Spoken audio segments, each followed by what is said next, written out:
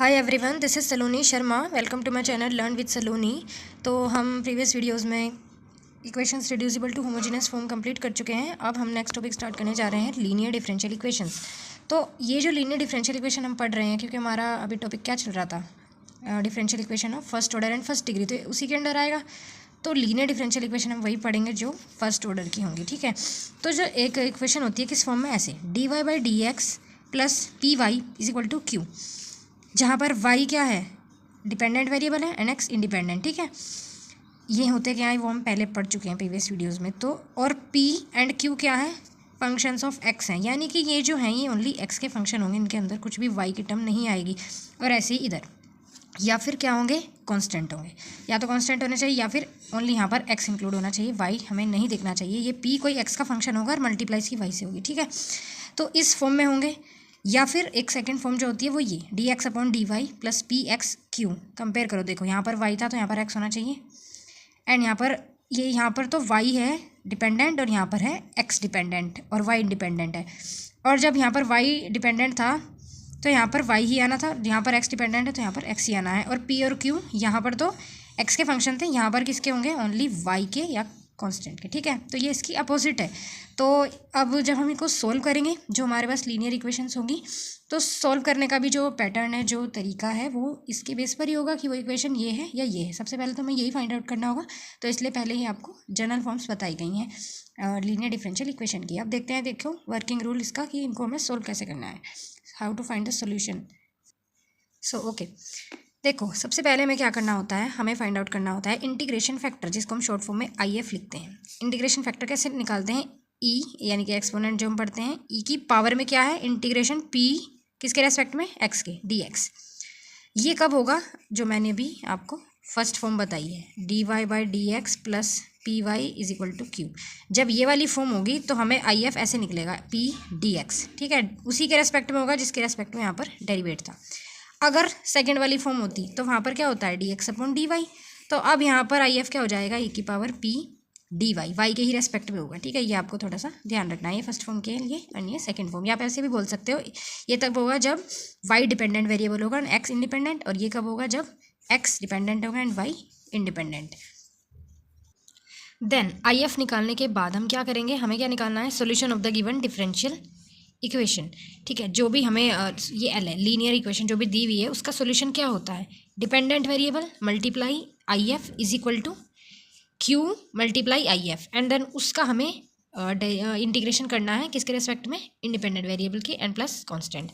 तो देखो जब फर्स्ट फॉर्म होगी हमारे पास, तो डिपेंडेंट वेरिएबल y होता है ना, तो y मल्टीप्लाई IF करना है, यानी y, तो y एंड IF ई की power P D x and Q and IF की जगह अगेन ई की पावर, और जब इसे पूरे की मल्टीप्लाई करके जो भी आएगा उसका हमें इंटीग्रेशन करना है एक्स के रेस्पेक्ट में प्लस कांस्टेंट। ये तो हुआ फर्स्ट फॉर्म के लिए जब y डिपेंडेंट वेरिएबल होता है, और अगर x डिपेंडेंट वेरिएबल होगा सेकंड फॉर्म के लिए हो जाएगा ये, बस IF की वैल्यू क्या आ जाएगी, ई की पावर पी डी वाई।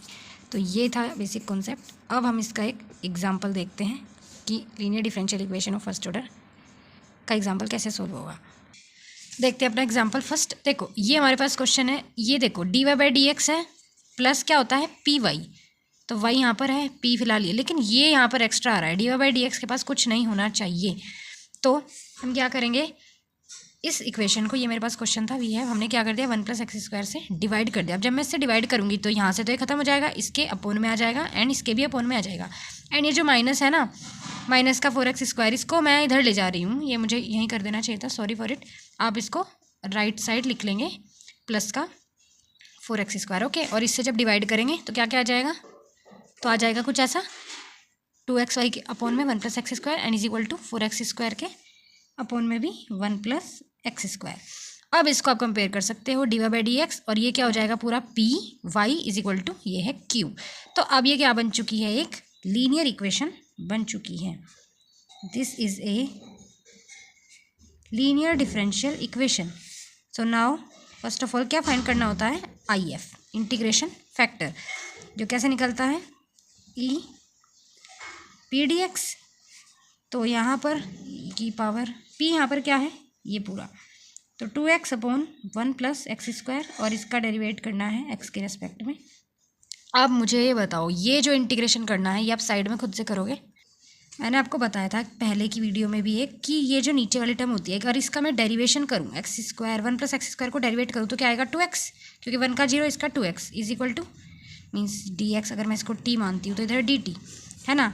तो मैंने शॉर्ट में बताया था अगर ऐसा हो रहा होता है और वो ऊपर आ रहा है तो उसका आंसर क्या आ जाता है 1 मीन्स क्या आएगा log 1 + x², अगर आप नहीं भूले हो तो। अदरवाइज़ मैं पूरा करके बता देती हूँ। देखो इसको लेट कर लिया 2x dt आ गया, तो यहाँ पर अब नीचे t रख दिया मैंने, यह क्या आ गया 1/t, एंड ये 2x dx किसके इक्वल आ गया है dt के, तो यहाँ पर dt ये आ गया, एंड 1/t का क्या हो जाएगा log t, तो आंसर क्या आएगा log ये।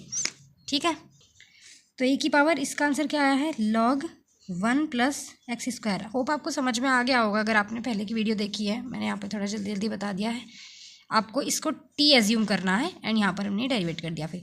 तो e एंड log जो होते हैं ना, e की पावर में अगर log आ जाए तो ये कैंसिल हो जाता है, ये बात ध्यान रखना। तो आंसर क्या आ गया मेरा 1 + x²। तो हमारे पास IF की वैल्यू क्या आ गई है 1 + x²। अब हमें क्या करना होता है, now the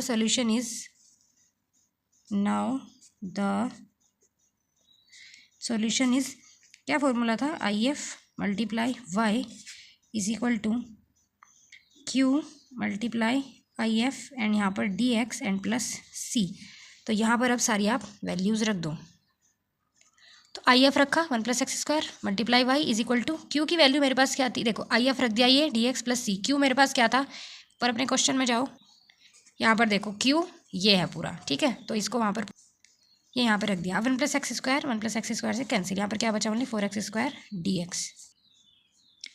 age it is. अब 4 कांस्टेंट है तो इसको मैंने बाहर लिख लिया। x² का करेंगे तो क्या आ जाएगा x³/3, क्योंकि जितनी भी यहाँ पावर होती है उससे एक बढ़ जाती है, एंड अपॉन में भी वही आ जाता है, एंड प्लस कांस्टेंट। और यही हमारा आंसर हो गया है। तो ये वीडियो में आज के लिए इतना ही। अगली वीडियोज़ में हम इसके ही क्वेश्चंस करेंगे, लीनियर इक्वेशंस के ही। Thank you so much for watching. Like, comment, share and subscribe my channel if you like my content. Thank you for watching. Bye bye.